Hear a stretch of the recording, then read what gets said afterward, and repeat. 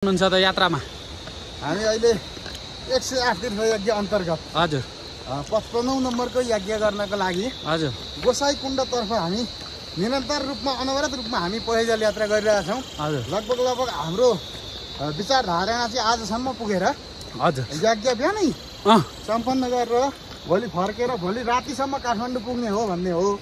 तर अब हामीले सोचे जस्तो होला नहोला होइन, बिचमा अवरोध बाधाहरू आउलान् कि होइन। अब धेरैजना छौँ आइमाई केटाकेटी लगायत होइन, साधु सन्त। अब त्यस कारणले गर्दा कहाँसम्म पुगिन्छ। अब हामीले चाहिँ यात्रा रोकेका छैनौँ, निरन्तर हामी अनवरत रूपमा चलि नै रहेछौँ। हजुर र अब यो चाहिँ नि हाम्रो यो केमा हो लाइभ यो त्रिवेणी नेपाल त्रिवेणी नेपालका हाम्रो युट्युब च्यानल त्रिवेणी नेपालमा हेर्ने तमाम श्रोताहरूलाई चाहिँ अब हाम्रो यो यस्तो दुर्लभ भिडियोलाई चाहिँ एकदमसँगले सेयर गरेर धेरैभन्दा धेरै समक्ष पुर्याइदिनु हुन हार्दिक अनुरोध गर्दैछु। र बिचबिचमा हाम्रा के कस्ता अवरोधहरू आउँछन् त्यो पनि हामी देखाउनेछौँ सम्पूर्ण कुराहरू भन्दै। अब अहिलेको लागि चाहिँ हामी यो अनवरत रूपमा पैदल यात्रा हिँडेको कारणले गर्दा वरिपरिका अलौकिक दृश्यहरूको अवलोकन गरिदिनु हुन अनुरोध गरेँ मैले। त्यो चाहिँ हिँडेपछि धुन्चेबाट हिँडेपछि पहिलो सिँढी ल प्रारम्भ भएको छ। त्यो चाहिँ पहिलो सिँढी हो।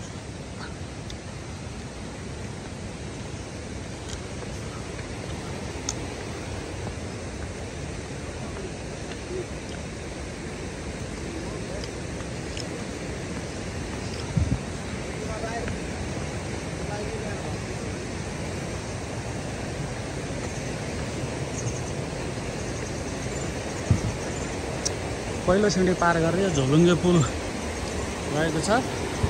अब हामी यो खोला पार गर्नेछौँ। यो देउराली डाँडा भन्दो रहेछ यसलाई। देउराली डाँडाको तर्फ हामी जान्छौँ। कलकल कलकल पानी बगिरहेको छ।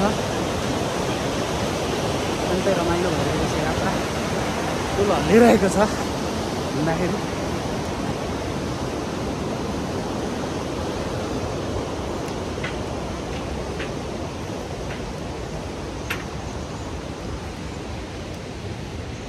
यो मेरो माथिको चाहिँ यो देउराली डाँडा हो। हामी हिँडेर त्यही डाँडासम्म पुग्नेछौँ।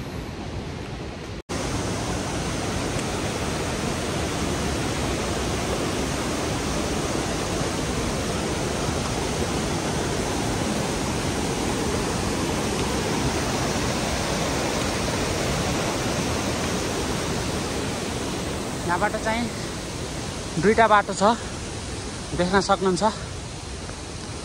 धेरै मान्छेहरू आउँदाखेरि चाहिँ यहाँ झुकिन सक्नुहुन्छ। यहाँ लेख्यो वाटरफल गोसाईकुण्ड यता, वाटरफल यता।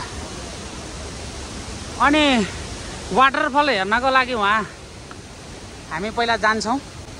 वाटरफल हेरिसके पछाडि चाहिँ हामी गोसाईकुण्डतिर जान लाग्नेछौँ।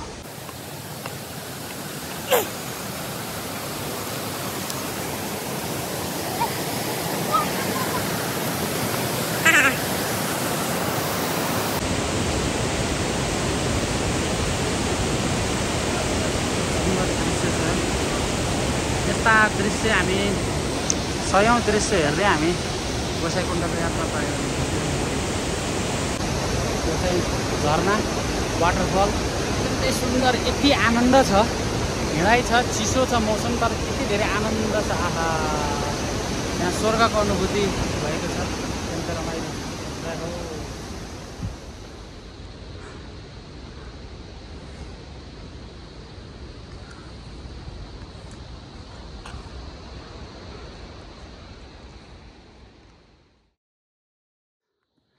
हामी चाहिँ करिब 6 किलोमिटरको यात्रा तय गरिसकेका छौँ। उकालो एकदम ठाडो छ। 6 किलोमिटर हामीलाई करिब पार गरिसकेका छौँ। देउराली हामी कटिरहेछौँ। प्रभुजी कस्तो भइरहेछ त? रमाइलो भइरहेछ। खासै गाह्रो भएन होइन? के हुन्थ्यो, यहाँभन्दा हुने ठाउँ पनि छैन महाराजी। पञ्चर मात्रै बाँकी छ। अब हजुरलाई त गाह्रो भयो जस्तो देखिन्न है। हजुरको त जिम गरेर शरीर दिनमा 3 घन्टा। अब 3 घन्टासम्म के हुनु, त्यसपछि बल्ल सुरु हुन्छ। अत्यन्तै सुन्दर प्राकृतिक छटाले भरिएको यो केदारनाथ बनाएको छ गौरीकुण्ड। हामी पुग्ने चाहिँ हो त्यो हिमालको काखमा पुग्ने हो गौरीकुण्ड, त्यहाँ गोसाइकुण्ड त्यहाँ हुनुहुन्छ भने हामी यहाँ छौँ। यहाँबाट पुग्ने कहिले थाहा छैन। उकालो पनि यहाँभन्दा ठाडो हुने ठाउँ छैन।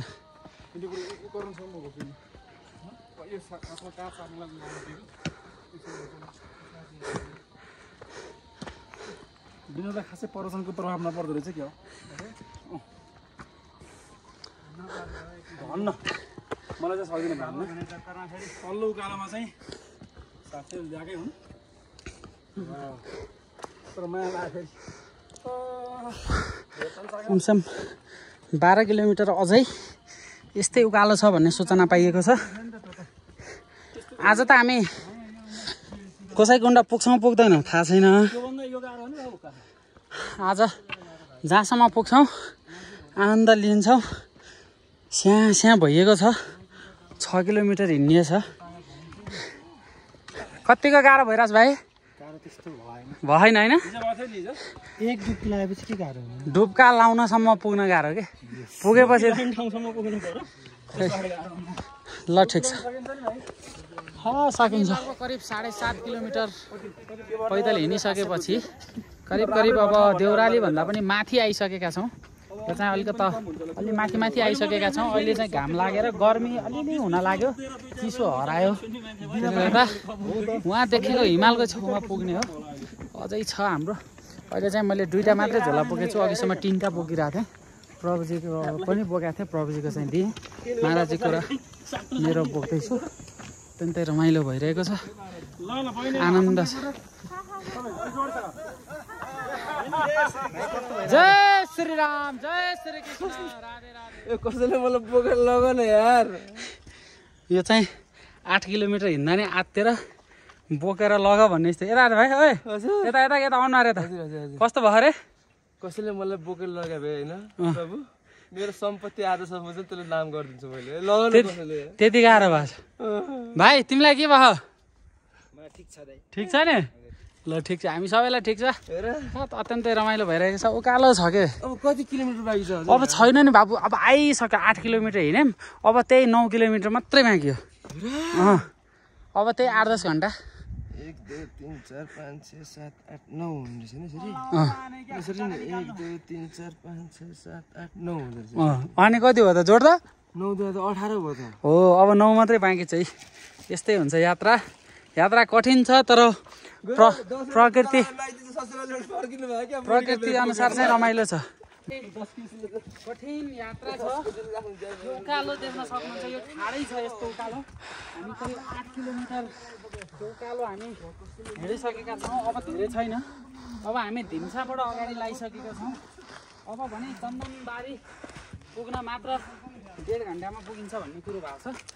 यस्तो ठाडो उकालो, अत्यन्तै रमणीय दृश्य, प्रकृतिको छटासँग रमाउँदै हामी भाइ के भयो अरे?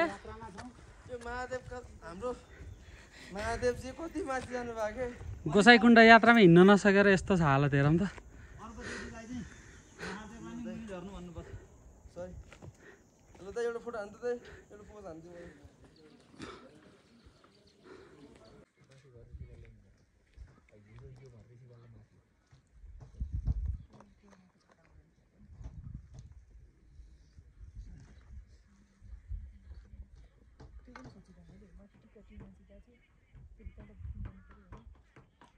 यो चाहिँ होटल माउन्ट रेस्ट लौरी के अरे यो ठाउँ? लौरी विनायक भन्ने ठाउँमा छौँ हामी यति बेला। लौरी विनायकको सुन्दर दृश्य यस्तो छ।